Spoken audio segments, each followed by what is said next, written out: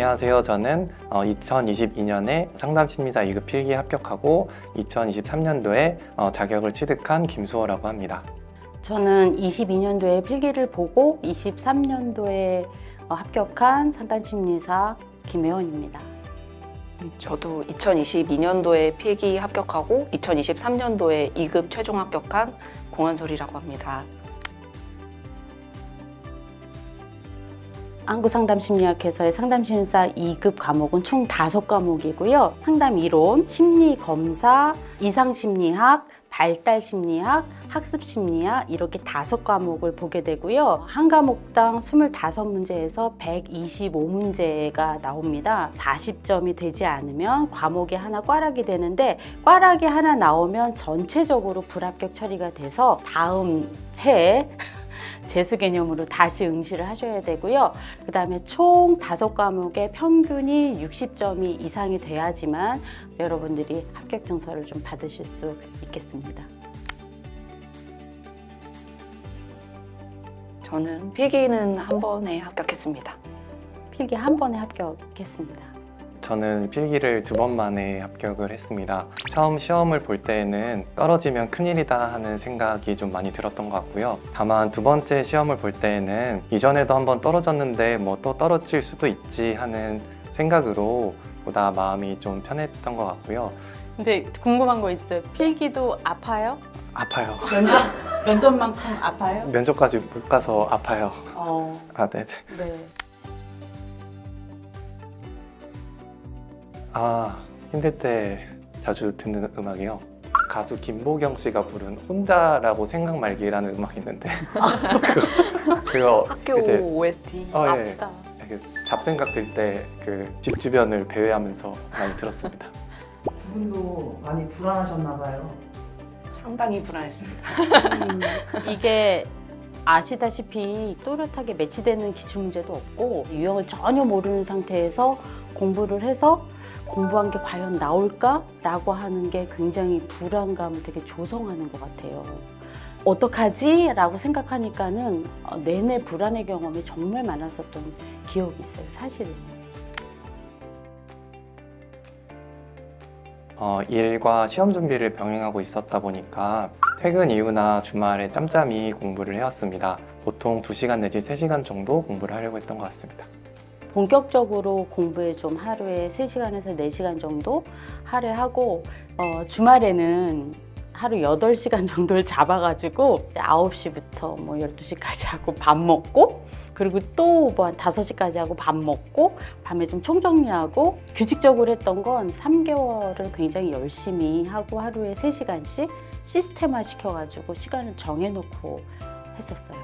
대단하신 것 같아요. 불안의 힘입니다. 저도 한 불안하긴 하는데 그래요?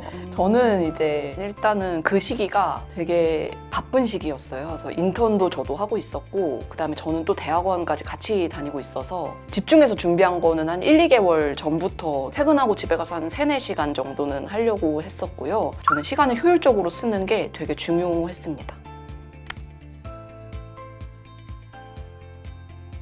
상담 과목은 사실은 시중에 나와 있는 게 많이 있어서 손에 잡히는 대로 석사 때 공부했던 거 아무거나 할 수 있는데 학습심리학은 교재가 없어요. 시중에 나와 있는 게 몇 개 있는데 그게 되게 천차만별이에요. 열어보면 어떤 거는 챕터에 있고 어떤 거는 없고 그럼 한상심이 요구하는 학습심리는 어떨까가 되게 매치가 안 되거든요. 제일 교재가 난해했던 게 이제 학습심리학이고 다른 것들은 뭐 어떤 분들은 키워드 잡아가지고 공부하고 기출문제를 공부하고 이렇게 공부를 하시는데 저는 그거를 많이 좀 반대하고 안 된다. 무조건 책 두꺼운 거 하고 읽고 또 읽고 이렇게 해가지고 양장본으로 무조건 공부를 했습니다. 제가 그래서는 안 된다에 해당되는 방법으로 공부했던 것 같은데요. 첫 번째 시험 볼 때요? 이제 2번째도 좀 마찬가지긴 한데요. 네네. 기본적으로는 기획에서 만든 청소년 상담사 2급, 3급 관련 문제집을 주로 참고를 했습니다. 그래서 거기 나와 있는 핵심 개념 관련된 요약 내용을 우선은 파악을 하고 그거에 따라서 기출문제를 풀어보는 형태로 공부를 했고요. 다만 이제 그것만으로 공부를 한 건 아니고 이제 문제를 풀다가 잘 이해가 안 되거나 어려운 부분이 생기면은 대학원 강의 때 구입했던 개론서들을 참고하면서 공부를 해왔습니다. 일단 저는 에서 나온 상담심리사 문제집이 있었어요. 그래서 그거를 가지고 개론서를 한번 훑어보면서 어느 부분 공부가 더 필요한지를 좀 이렇게 길을 잡으려고 많이 했었던 것 같아요. 그래서 그거를 잡아두고 대학원 때 수업 교재로 썼던 거나 제가 한번 보고 요약을 해보고 이런 것들을 좀 다시 제대로 보자. 그러니까 개론서를 그런 식으로 참고를 했던 것 같습니다. 그래서 발달심리도 문제집에 있는 부분을 참고하되 부족한 건 책 찾아보면서 더 보완을 했던 것 같습니다. 사실 저는 유튜브를 정말 많이 활용했어요. 키워드만 치면 바로 나오거든요. 뒤적뒤적 하다가 유튜브에 어떤 교수님이 발달심리를 챕터를 다 올리신 교수님이 있었어요.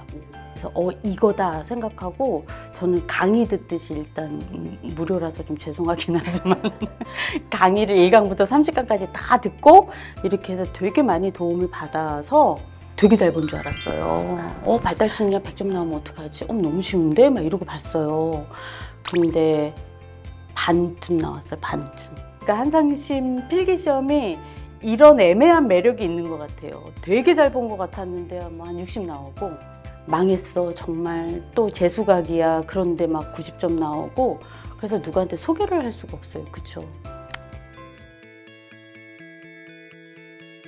이상심리 아니면 상담심리 과목이었던 것 같고요. 점수는 84점 정도로 기억합니다.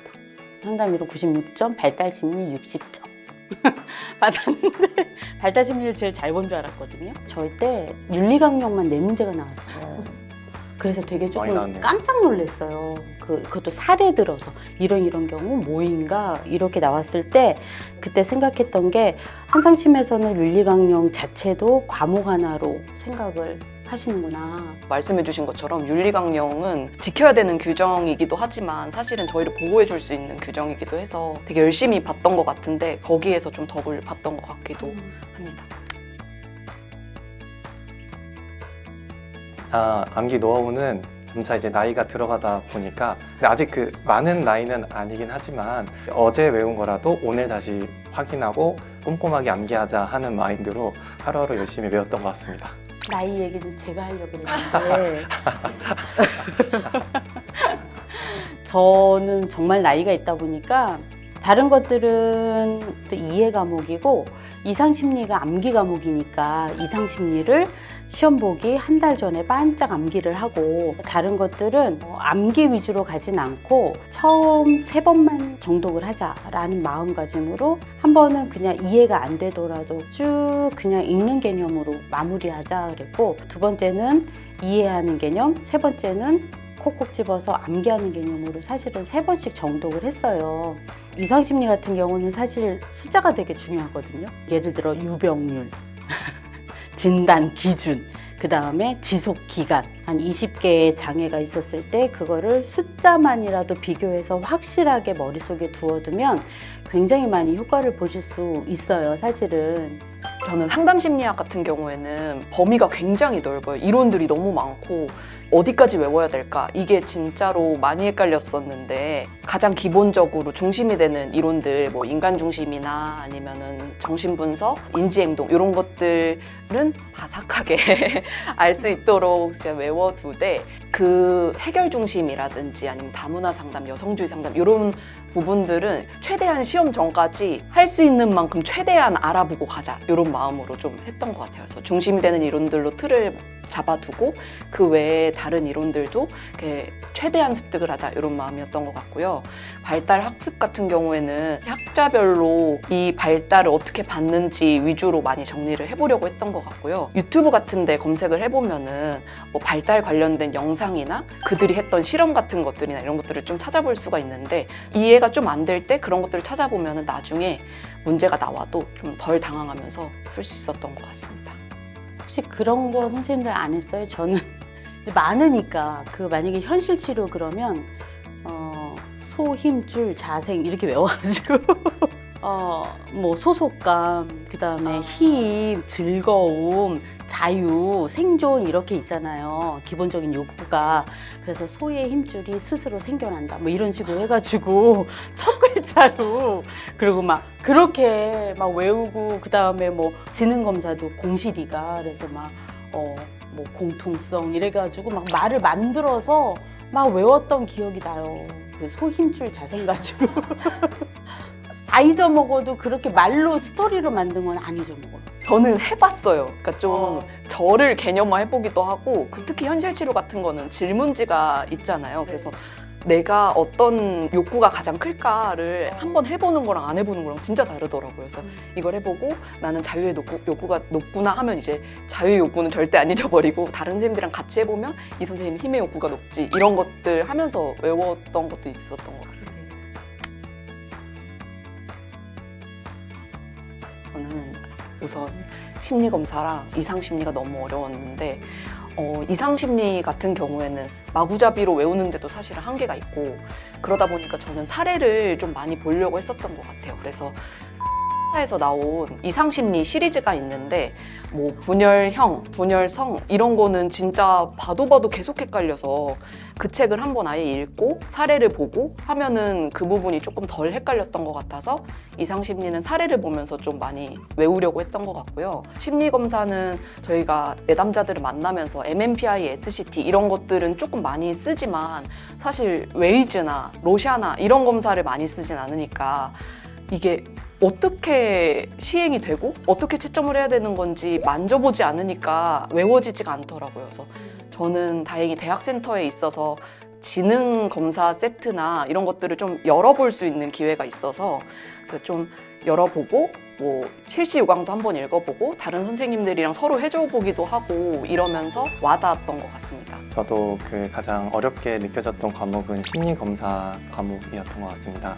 특히 제가 잘 알지 못하는 일부 투사검사들에 관해서는 제가 학습 자료로만 보았을 때는 잘 이해되지 않는 부분들이 있어서 좀 입체적으로 이해하고자 좀 많이 노력을 하면서 보완하고자 노력했던 것 같습니다.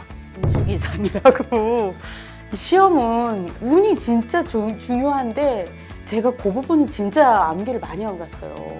근데 로샤가 한 4개가 우두둑 나오고 맞아요. 막 4개가 나왔어요. 네, 너무 무서웠어요. 하면서도 덜덜덜덜 떨었는데 만약에 그렇게 딱 운 좋게 거기를 공부하지 않았으면 아마 심리검사에서도 저는 점수를 장담하지 못했을 것 같아요.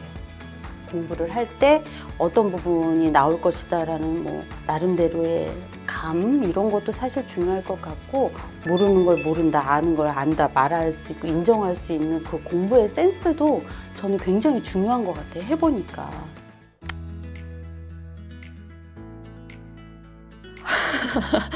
교재 구입을 근데 사실 석사 때부터 이렇게 차곡차곡 좀 해왔던 것 같아요. 그래서 집에 있는 책을 합치면은 노트북 하나 살 수 있을 정도는 되지 않을까 싶긴 한데 우와, 그렇게 많이 사셨어요? 한 권이 너무 비싸니까는 내 책 보는 거랑 남의 책 보는 게 또 다르니까 사서 보려고. 근데 필기할 때는 저는 많이 안 샀어요, 책.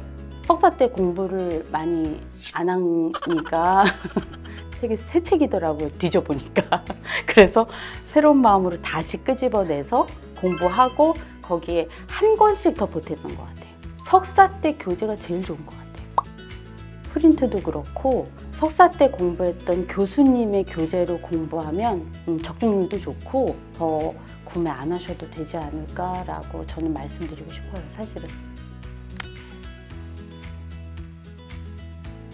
굳이 누가 기출문제 때문에 예민하다고 물어보시면 기출문제 풀 시간에 개념을 더 하셔도 괜찮다. 기출문제 때문에 걱정하지 말아라. 저는 또 그렇게 말씀드리고 싶어요, 사실은. 저도 비슷하게 느꼈는데요. 기출문제가 따로 없다 보니까 저도 청소년 상담사 2급, 3급 기출문제를 참고를 했는데 이제 문제를 제출하는 좀 방식이라고 할지가 좀 차이가 있다 보니까 문제를 푸는데 감을 익힌다는 느낌보다는 현재 내가 어느 부분에서 좀 잘 모르는 정보들이 있는지 내용들이 있는지를 검토하고 보완적으로 공부하는 차원으로 청소년 상담사 기출문제를 좀 풀었던 것 같습니다. 저는 혼자 했었는데요. 근데 그 시험 준비는 혼자 했지만 같이 준비하시는 선생님들이랑 심리적으로 어려움들을 나눌 기회를 좀 많이 마련을 하려고 했었던 것 같아요. 이 시험이 되게 내가 어느 정도 공부가 됐을지를 감을 잡기가 되게 어려워서 이 고통을 나누고 위로받고 하는 게 멘탈 관리하기에 참 좋았던 것 같습니다. 대부분은 혼자 공부를 했고 심리검사에서 모르는 용어들이 나오거나 뭐 이런 것들만 의논하고 답이 찾아지면 또 바로 이제 혼자 동굴에 들어가 공부하고 이렇게 네. 저는 필기시험을 2번 봤는데요. 2가지 모두 해보았습니다. 그래서 여러 번 공부하시는 그게 아니래 그치? 이제 저한테 보다 도움이 됐던 방식은 스터디로 공부할 때였던 것 같습니다. 스터디 모임 한 주 전에 어느 분량까지 공부를 할지 함께 정한 다음에 스터디 당일에 온라인 화상으로 만나서 진행을 했습니다. 그래서 그때 서로 공부한 범위를 확인을 하고 예상 문제를 함께 풀어보는 형태로 진행을 했고요. 끝날 때마다 서로 따뜻한 지지와 격려의 언어들을 나누면서 마무리를 했었는데요. 시험이 다가올수록 점점 초조한 네. 마음 상태가 되었던 것 같아서 잠깐 음악을 한 곡 듣거나 외출을 해서 환기하려고 좀 노력을 했던 것 같습니다. 이 방식도 다만 시험이 다가올수록 자주 음악을 듣고 자주 외출해야만 했습니다. Music is my life. 네. 시간을 정해놓고 해야지만 이 불안이 조금은 내려가더라고요. 몇 시부터 몇 시까지는 되든 안 되든 무조건 공부하는 시간 이렇게 해서 저는 좀 짧게 이렇게 50분에 10분, 50분에 10분을 좀 철저하게 지켰거든요. 그리고 공부하기 전에 맛있는 거 많이 먹고 그래서 어떤 분이 저한테 물어보셨어요. 그럼 졸립지 않니? 그래서 제가 단호하게 그랬어요. 애나 그렇지 많이 먹었다고 졸린 건 성인이 아니다. 저는 그 맛있는 거 많이 먹고 보상해주고 그리고 공부하면 저는 개인적으로 나았어요 좀. 문제를 풀다 보면 모르는 것들이 계속 보이니까 내가 너무 모르는 것 같다는 생각이 계속 드실 텐데 아시는 것들이 생각보다 많으실 테니까 믿음을 가지고 최대한 활용하셨으면 좋겠다는 마음이 많이 들고요. 이때는 기출 한 2번 정도 풀면서 내가 어디를 모르는지를 파악하는 게 되게 도움이 많이 됐던 것 같아서 좀 문제 풀어보시면서 어느 부분을 채우면 좋을지 이렇게 길잡이를 만드셔서 후회 없는 한 달 되셨으면 좋겠습니다. 한 달 남았으니까 이제는 이상심리학을 좀 공부를 하실 때입니다. 그래서 이상심리학 아까 말씀드린 대로 숫자 나오는 건 다 꼼꼼하게 암기하셔서 한 문제라도 철저하게 맞아가지고 안정감을 느끼는 게 지금 되게 중요한 시기이기도 하고 한 달 내내 기출문제만 푸는 것보다는 개념에서 놓쳤던 게 반드시 있어요. 그래서 지금은 형광펜이 꼭 필요합니다. 그래가지고 자기가 놓쳤던 부분 이게 있었나? 분명히 나오거든요. 이런 게 있었나? 한 번씩 줄치면서 다시 기출문제를 꺼내서 풀고 채점 오답, 풀고 채점 오답. 지금 좀 신속하게 속도를 좀 내는 시기라고 생각이 좀 듭니다. 좀 준비가 스스로 보았을 때 미흡하다고 판단되더보다 자신 있는 부분과 좀 자신 없는 부분으로 과목을 좀 구분을 해본 다음에 자신 있는 부분에 보다 시간을 더 투자해서 효율적인 형태로 공부를 좀 해볼 것 같습니다. 저희 기억으로 6월 25일 날 시험을 봤어요. 22년도에. 기억력 되게 좋죠? 네. 예. 놀랐습니다. 네. 예. 되게 추웠어요, 저는.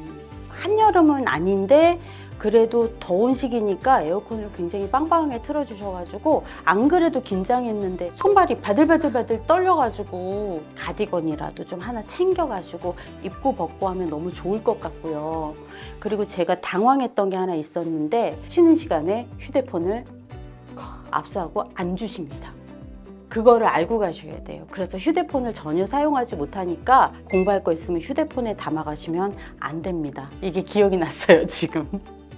대부분 처음 가시는 곳이고 물론 이제 저는 2번 갔지만 처음 가시는 곳일 수 있으므로 아마 좀 헤매거나 이럴 수도 있으니까 좀 여유 있게 출발하시는 것이 저는 좋을 것 같습니다. 다른 시험보다는 어려운 게 사실입니다. 그래서 남은 시간 최선을 다해서 정말 성공하는 올해 한 해가 되었으면 좋겠습니다. 화이팅입니다. 그동안 해오신 거 믿고 당당하게 가서 풀고 오셨으면 좋겠고요. 무엇보다 건강 상하지 않게 컨디션 관리 잘 하시면서 시험 마무리까지 화이팅 하셨으면 좋겠습니다. 처음 필기시험 준비할 때가 스터디 방식으로 준비했었거든요. 이제 같이 준비하시던 분들은 모두 합격하고 저만 떨어지게 되었고 두 분께는 괜찮다고 했지만 사실은 많이 좌절을 했었고요. 그럼에도 제가 용기를 내서 시험을 봤기 때문에 지금 이 자리에 앉아가지고 여러분들께 인터뷰를 하게 되었던 것 같아서 꼭 포기하지 않으셨으면 좋겠습니다. 2급 필기시험 합격! 기원합니다. 감사합니다.